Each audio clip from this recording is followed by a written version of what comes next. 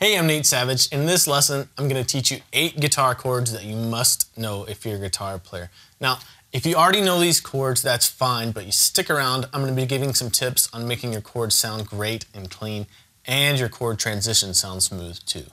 Now, I believe it was the great Chet Atkins that said, "I never made a dime above 5." And he was referring to the 5th fret on that. And one of the things he was talking about when he said that was open chords. He was referring to open chords. And Chet Atkins, being the virtuoso that he was, him saying that I never made a dime above 5 is awesome, because it should tell you the importance of these open chords that we're going to learn in this lesson. They're really important for your career as a guitarist.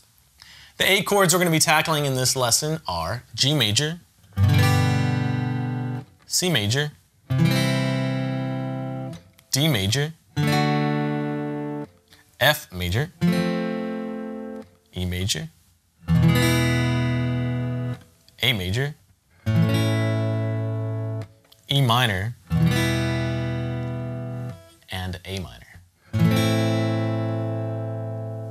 You may be saying, "Nate, that's a lot of chords. There's no way I can remember this in one lesson." Don't worry about that. Space these out over a few weeks or even a few months. Take them at your own pace. So let's get started with a G major chord. Bring your hand up to the guitar and pretend like you're holding an apple or something. That's a good posture to think about when you're making chords. Come put your thumb on the back of the neck right there and just relax. Make sure to relax while you're doing all these. You shouldn't have a lot of excess tension in your hand.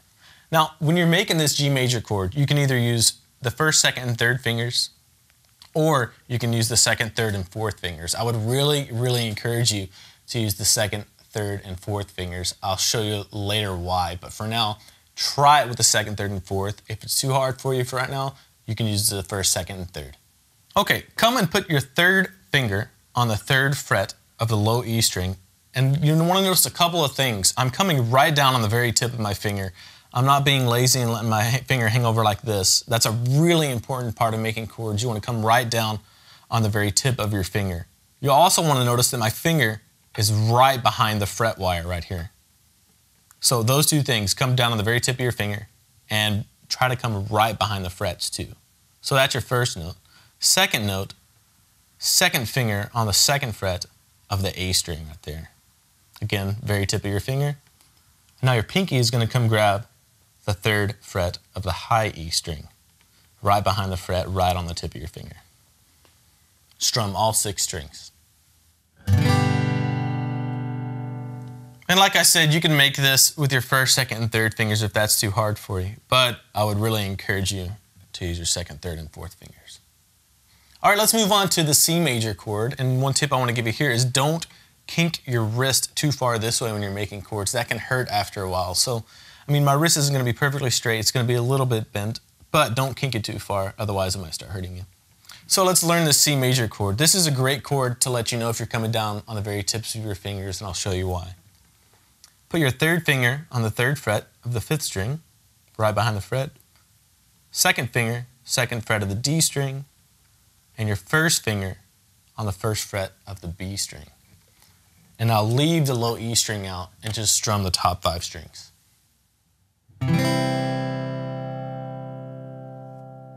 Now, that sounded good, right? There were clear notes, no buzzing. Now watch as I just barely adjust my posture on my fingers, and don't come down right on the very tips of them. Listen to this now. Almost all the notes in the chord disappeared, so that is a great chord for telling you if you're working on coming down on the tips of your fingers really good or not. The reason I wanted you to make your G chord with your 2nd, 3rd, and 4th fingers is this right here. You're going to be switching between a G and a C chord a lot when you play guitar. And watch this change right here. Here's your C. I'm going to go right to a G. Not that big of a change if I use my 2nd, 3rd, and 4th fingers. If I use my 1st, 2nd, and 3rd fingers, I have a big change that has to take place. It's a lot harder to make that switch. All right, the next chord on the list is a D major chord, and I have a couple of tips for you on this one too for making your chord sound good. First of all, cut your fingernails. If you keep your fingernails short, it's a lot easier to come down directly on your fingertips. Now, a lot of people have trouble memorizing chords too, so let's learn this D chord, and then I'll teach you a couple of tips for memorizing chords. Put your 1st finger on the 2nd fret of the G string, 3rd finger on the 3rd fret of the B string, and your second finger on the second fret of the high E string. Leave the E and the A strings, the lowest two strings, out and just strum the top four strings.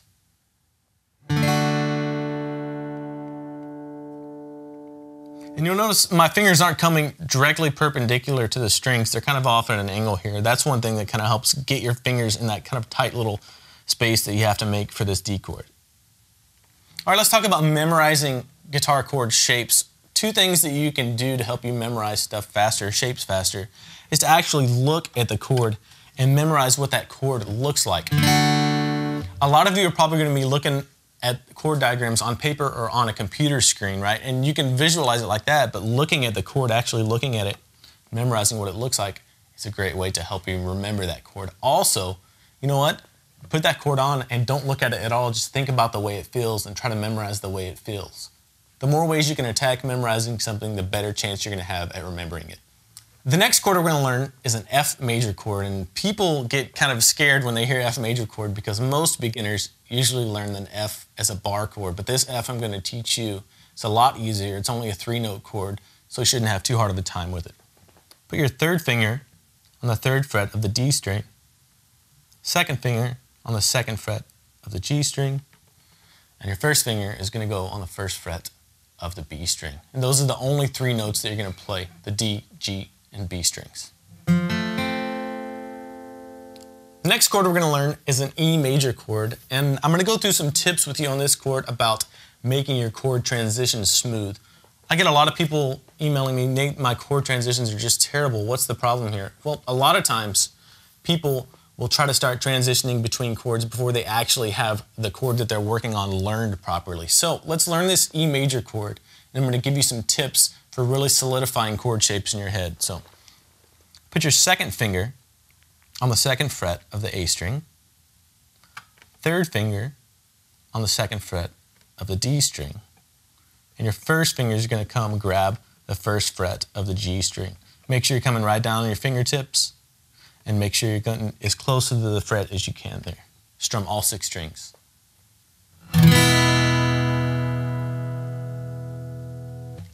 Now, like I said, people will try to make chord transitions before they have chords learned really well, and that just kind of compounds the challenge, as it were. So what you want to do is make sure you have a chord learned really well before you try to transition between that chord and another chord.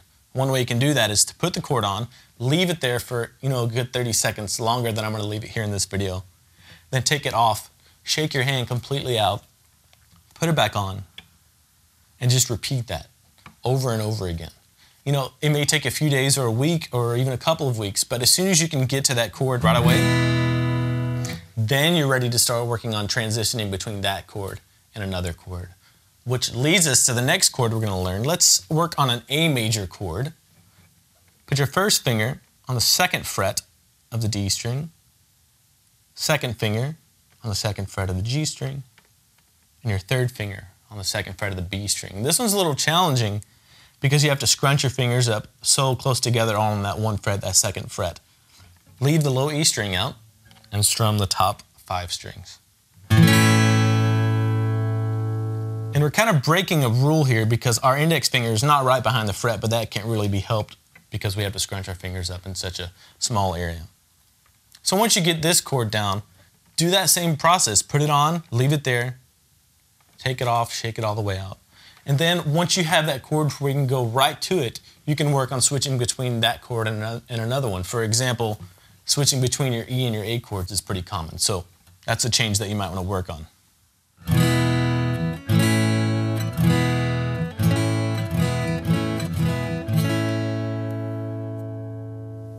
All right, that brings us to our 2 minor chords that we're going to learn. And they're pretty easy because we only have to switch one note or change one note from their major counterparts. So, for example, if you have your E major chord that we just learned,